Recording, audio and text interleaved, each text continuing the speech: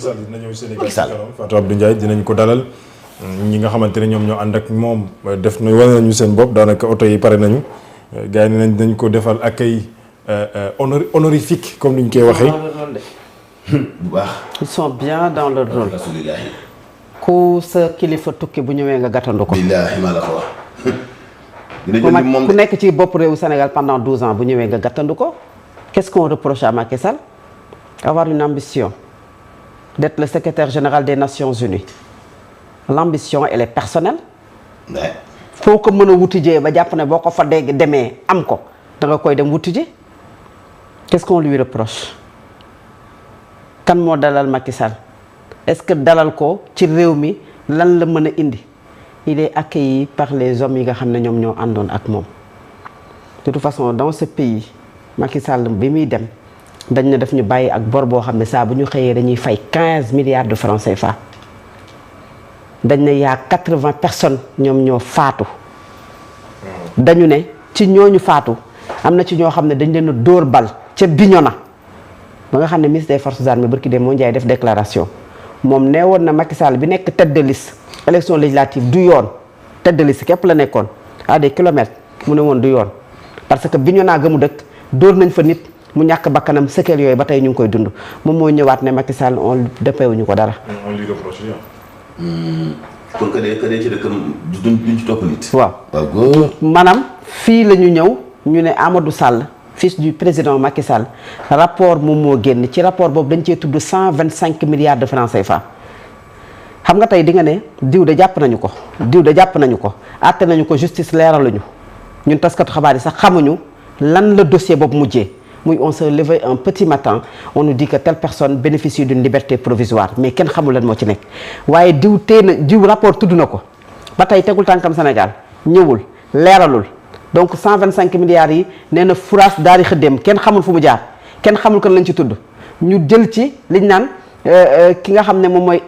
Wally Seck déglu ko mu teg caution ñu xëy suba teel ne dindi nañ ko les autres personnes wax na ko léegi koo xam ne chef d'entreprise la mi ngi ak ay nitam doon liggéey ñu tëj ko ci kaso bi muy Dan Sarr alors que ki ñu ne moom mooy le principal aujourd'hui acteur dans cette affaire moom mooy Amadou Sall ñu tudd ci Tahirou Sarr tudd ci ki nga xam ne moom mooy Farba Ngom ils ont été libérés ils bénéficient d'une liberté provisoire kenn ki génn na Sénégal sax ba dem faju ji les bracelets électroniques yi ñu takkaloon ñenn ñi dindi nañu ko c'est ça la suite logique xam nga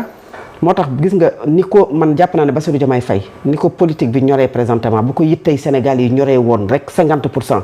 kon li ñuy wax ñun dañuy tàccu daal ne alhamdulilah su fekkee ne kon Ousmane Sonko bu fekkee ne ma dafa jàppoon ne mooy blocage bi dañ naan alhamdulilah ndax au moins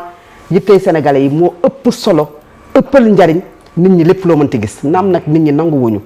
ay nit yoo xamante ne ngor ak jom moo taxoon Sénégalais yi jox leen ñu xëy suba teel gis ne tàqalikoo nañ waaye bu jiitoon mbig ci Sénégal mais politique boo ko jiitalee doo mën a contrôler terrain bu ñu jaay doo mën a contrôler ki nga xam ne def nañ njuuj njaaj parce que yaa ngi mais kuy dem di jël ay nit di leen fal parce que seen zone xalaat nga fa électorat ku dàq ay directeurs généraux parce que li tax nga dàq leen du méritocratie du manque de résultat indi wuñu loo xamante ne da nga koy teg nga ne kii dafa def détournement gisaguñu ko ci ñi nga dàq indee guñu koo xamante ne dafa ñëw nga ne kii mënul da ngay gis ay nit yuy témoigner ci ay directeurs généraux yoo xam ne man xaw ma leen miinu ma leen sax waaye ay nit ñooy témoigner ne ñii seen liggéey ñu ngi ko doon def normalement nga dàq leen dans quel but dayo bi am nañu doole bi bokkuñu sa parti léegi pour xëcc leen nan ngay def mooy dàq ñi dem fal ñi Sénégal boobu la ñu nekk aujourd'hui à Lamine Senghor c'est dommage pour le Sénégal bi nga xamante ne xëy na ay nit dañoo génnoon di manifester parce que ba ñuy manifester amaana du personne man jàpp naa ne du Macky Sall ni la personne d'Ousmane Sonko mais dañu amoon une aspiration profonde au changement 2021 ba 2024 des manifestations moo am fii ci dëkk bi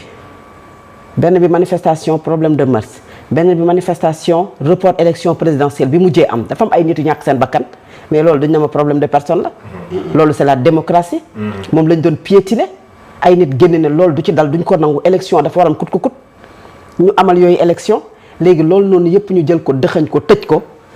moment bi nga xamante ne ki fi nekkoon il a eu le temps entre 2021 et 2024 lorsqu'il disait un soir à 20h que ne je vous ai compris de rendre justice aux victimes pour wane ne benn bakkan dafa am solo ci réew pour dissuader ëllëg njiitu réew bi fi war a ñëw defu ko yow nga ñëw nga war a montrer l'exemple. Tu as eu 2 années 2 bonnes années boo xamante ne nga téye tous les pouvoirs nga war a montrer l'exemple pour que ñu dem ci justice ba nga xam ne yow bu ëllëgee muy yow muy ka lay wuutu du am fitu jël bakkan ñu def ko comme benn genre morceau boo xamante ne quelqu'un qui sort pour manifester avec n'importe quelle raison war nañu jël bal dóor ko mu daal di faatu. Les gilets jaunes en France pendant des mois ils ont manifesté amul benn mort d'homme même blessure bu tax ñuy wax sax amu ko. Pourquoi Sénégal bu manifestation amee muy 2011 ñu ay ndaw ñàkk seen bakkan quelqu'un boo xamante ne il n'a ay du yem ci bopp borom il n'a rien fait dafa jóge Colobane di ñëw ñu dóor ko bal ku yor drapeau Sénégal taxaw Parcelles Assainies ñu dóor ko bal. 2 policiers ñu daal di ñàkk seen bakkan loolu noonu table rase y a rien y a absolument rien du tout et aujourd'hui xëy na bu victime yi jógee ñu ne ah dañ leen a activé wala dañoo wax alors que ñun ils ont toujours parlé. Exactement. Mais pendant 2 ans yow mi nga xamante ne yow yaa yoot lépp defoo waxoo léegi lu ñuy assister benn mbeeraay benn xaxarloo mais ku ñu déroulé le tapis rouge da ngaa war a dox ba mu neex la. Non mais bien sûr parce que y a des choses xam nga y a des choses yoo xam ne ce sont des faits pas d'acharnement mais des faits maanaam y a du factuel bu am ci réew nga hérité réew boobu léegi yow loolu da ngay fexe ba du nekk nit ki ak ay turam ak ki santam mais day nekk faits yi nga ne lii amoon na fi damay fexe ba rendre justice léegi nag Mansour dafa wax lu am solo dane nguur kenn du ko dénkaane mais gis nga li am ni boo amee un peu de recul nga jàngat mën nga poser wu ay questions yu bari nag est-ce que réellement amul loo xamante ne échappé nañu ñun wala échappé sénégalais yu bari nit ñi jàpp ne telle personne est le candidat wala il a été désigné certes par loolu la ñu gis mais rien ne nous dit que tout ça n'a pas été formaté bien avant que ñu yegg ci situation bi. Bien avant parce que gis nga affaire bi facilité bu mu am affaire bi ni mu gaawee ak li ci am ci diggante bi yëpp nii ak c'est maanaam li ñu doon wax ci détournement de deniers publics reddition des comptes li ñu doon wax ci le programme bi nga xamante ne moom la ñu wax ne dañ koy doxal yooyu noonu yëpp nga xamante ne amoon na ci ak mbir yi ni mu mujjee ak fan yi li nga gis ces poignées de main ces rencontres ces coups de téléphone le voyage du président ba nga xam ne demoon na ko Éthiopie ñëw quelques jours après 2 jours 3 jours après mu woote dialogue ñu ne dañuy def ay concertations pendant presque une semaine 10 jours des concertations yoo xam ne amul conclusion man de gisuma ko en tant que journaliste. gis naa ñu dalal ki nga xam ne mooy Amadou Ba gis naa ñu dalal ki nga xam ne moom moo fi nekkoon ministre de l'intérieur Antoine Diome gis naa fi ñu dalal des anciens ministres de l'intérieur des anciens ministres des finances gis naa fi ñi nga xam ne ñoom la ñu dalal les acteurs sociaux et autres mais ani les conclusions de ces concertations yi ba mu paree la ñu dem ci dàq le premier ministre bi fi nekkoon formé waat gouvernement concertation yi fu mu mujj la rencontre bi amoon foofu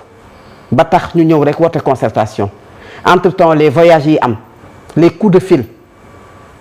Sénégal tout le temps les politiques mais lenn rek nga ci moo tax nga naan c'est dommage mooy le Sénégal ne mérite pas ça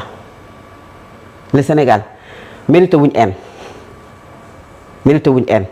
diw nii diw du def lii loolu Sénégal mérite mais le Sénégal aussi mérite vérité et justice le Sénégal aussi comme ni mu mérite stabilité mais dafa mérite dëgg et ces hommes politiques le Sénégal leur a tout donné kii dem voter ji élection quand tu vois en France lors de l'élection présidentielle mais ñu xëy daanaka ak le décalage horaire pendant 2 heures temps ci lëndëm bi ñi yor seeni parasol ñi nekk di loolu ñuy voter ba guddi nga gis fii ci Sénégal weeru koor nit ñi xëy 5 heures du matin di voter nga gis koo xamante ne yow boo nekkee directeur général xamu la soo nekkee ministre de la République xamu la soo nekkee man par exemple ñu nekk Pastef nekk ay ministre ak directeur général benn laa ci xam Mansour mu benn la ci xam ñi ci nekkoon la nga xam ci 12 ans yi ci ñi nekkoon ci Macky Sall sax xamoo ko ci ñoom doo toog ba jël sa téléphone ba woo leen parce que amulu la njariñ amul la benn importance amulu la njariñ soo leen bëggee kale da ngay woote téléphone da ngay laajte seen numéro bu weesoo la nga leen daan jël invité pare nga ci ñoom équipe mais bu ci nit ñi dee wax wala ay nit dem di voté ji joxu leen dara. Sénégal la. maanaam su ma nee joxu leen dara parce que jox waru am sax waruma sax joxu leen dara. pour dire que ne Sénégal moo intéressé ñi voté ji woon.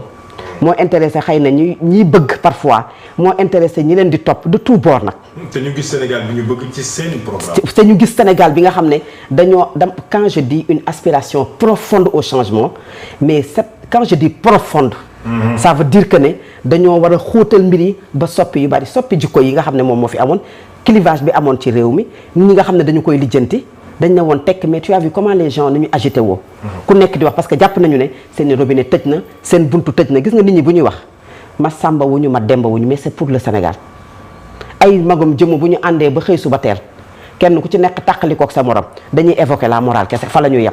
waaye li gën a ñor mooy un bilan. moo tax quand je dis que le principal opposant aujourd'hui de Bassirou Diomaye Faye ce n'est pas Ousmane Sonko ce n'est pas personne d'autre c'est son bilan en 2029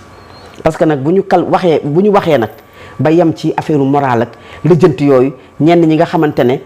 dañoo bëgg kuy instaurer les valeurs et pas les antivaleurs dina leen metti mais am na ñoo xamante ne dañ leen di tuddee souvent la masse silencieuse qui attendent le moment opportun pour faire un vote utile. Exact. Et ku xool entre 2024 bi ñenn ñi génnee ñenn ñi ñoo génn manifester ne report du am mais am na ñoo xam ne waxuñu dara xam nga ne 54% génnuñu ne report du am. xam nga ne 54% demuñu ci rajo yi xam nga ne manifester wuñu ñi doon manifester ay poignées de main lañ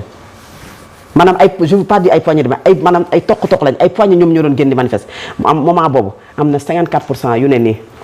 on attend le moment opportun le jour du vote et le jour du vote ils ont su choisir ñi ñu amoon yaakaar. que ne fii la ñuy indi Sénégal et yaakaar yooyu les valeurs ils sont très importantes parce que quand on fait un programme nit ñi dañ ciy lire est-ce que programme bi nga wax di nga ko jëfee dommage pour le Sénégal bu ñu neksee ci stade bi nga xamante ne ay nit dañuy daw di créer mouvement politique tout en sachant que le mercredi dans 15 jours wala dans un mois wala